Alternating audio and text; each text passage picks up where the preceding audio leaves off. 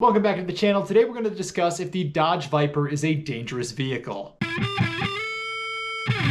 For anyone new to the channel, I purchased my budget dream car in late 2019. I bought a 2004 Dodge Viper SRT10, and it was the cheapest one with a clean title and reasonably low miles in the country. Before I bought it, I obviously did a lot of research into it, and everyone online was like, "Oh, it's so dangerous. Are you insane? You're gonna kill yourself. I hope you have life insurance. If you do, write it out to me. I've heard they have almost no airbags. If you have a wife, she's gonna be a widow after you buy that car. There's no traction control or stability control. You're gonna hurt yourself. Be careful. What are you doing? Are you crazy?" I think you get the point. People think it's a dangerous car. And then even after I bought the car, a lot of family, friends, co-workers who found out I purchased the car had the same concerns. Now, I'm filming this well after I bought the car. So like I said, I bought the car in late summer of 2019. I have owned the car for more than 6 months. I put more than 1,000 miles on it. I didn't want to do this video like week one because I wouldn't have really had a good feel for the car, its capabilities, and kind of the quirks of driving it yet. But now I've actually racked up a decent number of miles on it. I've pretty much driven it every chance I've gotten to, and at this point I've got a pretty solid understanding of the car, what it likes, what it doesn't like, and whether or not it's a complete death trap like everyone seems to claim. So the quick answer, is it dangerous? Yes and no. It's as safe or as dangerous as you make it, and the best way that I've been able to describe it to people is that it's effectively like owning a really big motorcycle. Now, quick step back here. My background, for anyone who doesn't know or hasn't seen any of my older videos, is tracked riding on motorcycles. My very first motorcycle was a 1993 Suzuki GSX 600, which is also known as the Suzuki Katana. And then from there I've worked up, and I currently have a CBR 1000RR, which, if you're not aware, is very fast. I've also owned an R1, I had a ZX6R, I've ridden a number of Ducatis, and I've driven a number of cruisers and other things as well, but I've got a pretty good feel for different motorcycles. Even your average Harley will out-accelerate your average Corvette, and the 1000cc displacement bikes like the one that I currently have and that I've had before, they are disgustingly fast, even for motorcycles. For point of reference, my current bike weighs around 450 pounds with a full tank of gas, and it has 174 horsepower from the factory. And I've already done an exhaust and a couple other minor tweaks, so that number's a little bit higher, but the power to weight ratio on those, even with a rider on the back, is absolutely insane. Now, I want to make this clear. I'm not a professional rider. I have not set any lap records. I don't think I am going to set any lap records in the future. Even so, I have clocked a 0 to 60 time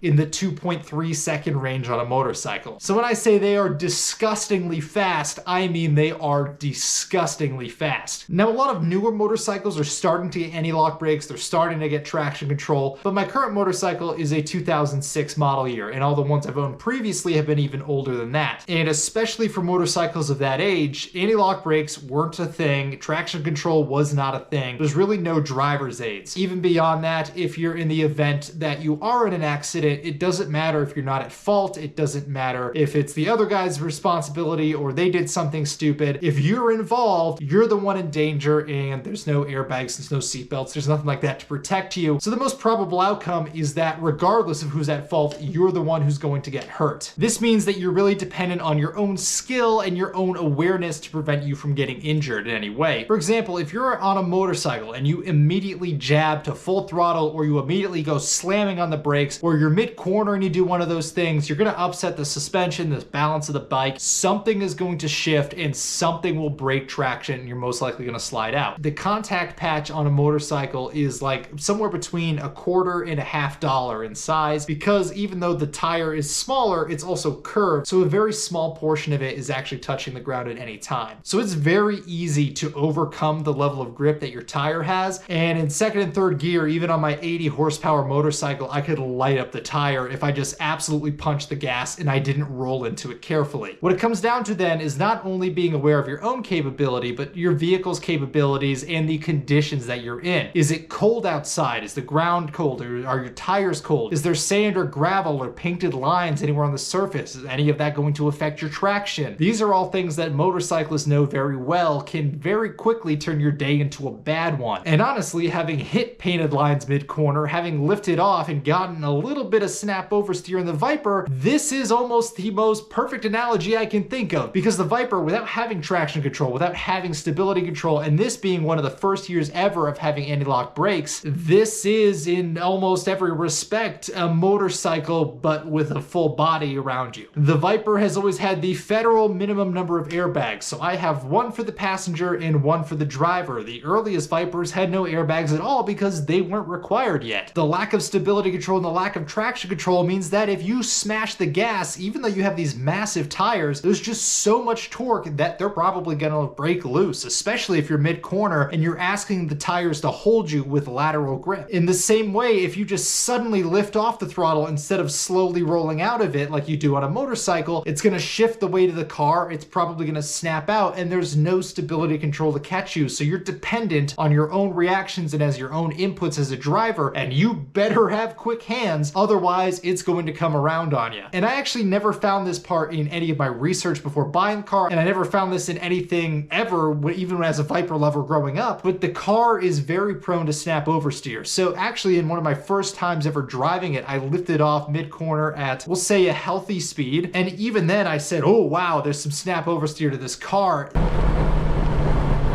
Oh, a little bit of lift off oversteer there. And fortunately, in that case, I had enough downforce and stuff to kind of plant me, but it was a little sketchy, and that was a time that I almost felt the traction break out a little bit, and that could have been a very bad situation to be in. And I'll link a video below that I found, and this is granted an earlier Viper, but it's the same issue where it's an owner who had this car for years, and he had a ton of track experience specifically with this car even, and even so, it's still snap oversteered on him. I always thought this was a problem for like rear-engine Porsche 911 or like Toyota MR2s, but apparently it's also an inherent issue with the Viper. And they have what I've had referred to as the black ice effect, where you're going and you lift off and it suddenly feels like the back end is immediately on black ice. It just snaps out and you're just along for the ride. It doesn't matter what you do for steering input, you just can't catch the car, which I was not aware of before buying this car. That said, as long as you know how to control the throttle, both rolling into it and rolling out of it, as long as you know how to apply the brakes, that you don't immediately just go to full brakes, you kind of go like most of the way, let them settle, then go the rest of the way. It's a lot like a motorcycle in the sense that it's disgustingly fast, that you have to be aware of your environment, you have to be aware of the road conditions, and that if you do somehow mess up, or if someone around you messes up and hits you, there is no safety net. There is nothing necessarily to protect you from the mistakes that you've made or that somebody else has made. So you have to be sharp while riding this car. That's the purpose of the Viper, is it is this raw, like unfiltered vehicle that you have to be involved with. And as part of that is the sense of awareness that you have to have in the same way that you have to be aware when you're on a motorcycle. It can break tires loose, you can overbrake, you have to have good throttle control and brake control, and you can't just snap the steering and super hard unless you're expecting some serious consequences, kind of like a motorcycle. There is nothing to save you from doing something stupid, so if you do something stupid, it's going to do exactly what you want it to do, but there could be consequences for those actions. But that said, even with the Mustang GT that I have, that was about 420 horsepower, give or take, a lot of people get into those as their first like high power car because of the price point of them. That's why you see a lot of videos of Mustangs crashing online, is because these people haven't had sports cars before, they don't have proper throttle control, and they just mash the gas, and when something starts going screwy, they just stay in it, and then it just gets worse because they don't know what they're doing. So it's not just having a level of throttle control and a level of common sense that you don't just keep the throttle pinned when you're kind of in a hairy situation. It's also having a level of respect for the car and what the car can do, that you know the car's abilities probably exceed your own abilities, and that you shouldn't just go out and do stuff that is excessively stupid because your actions will have consequences. I personally don't think the Viper is the most dangerous car. Again, I'm coming from a motorcycle background. The throttle control is not new for me. The lack of stability control, the lack of traction control, none of this stuff is really new to me, and to have a full frame around me I think is more safe than having a motorcycle with none of that stuff and I'm just reliant on the leather gear I'm wearing. I've also had relatively high powered sports cars before. I'm kind of familiar with how that feels in a rear wheel drive car. So like I said, it's only as safe or as dangerous as you make it. If you're cutting through traffic, if you're doing really stupid stuff and hooning with it all the time, you're probably going to have a mistake sooner or later. If you're reasonably respectful of the car and you're only punching it when you're in a straight line or in good condition, conditions or after the tires are warmed up, if you're aware that you have to warm the tires up, if you're conscious of road conditions, if you're doing the right things and you're always keeping awareness with the car, which it's very hard not to given how raw and how involved it is to drive the thing, you're probably going to be okay. And I think a lot of people label the car as a bad handling car because of the tendency to get out of control, because it doesn't have anything to catch you, because there's no safety nets. But genuinely, I don't think it is. I think it's really grippy and it's very low to the ground and the tires are super wide, but on top of the tires being wide, the suspension geometry is good. It's just dialed in from a suspension standpoint, and the combination of the good suspension geometry with the really wide, really grippy tires, that thing can handle corners that are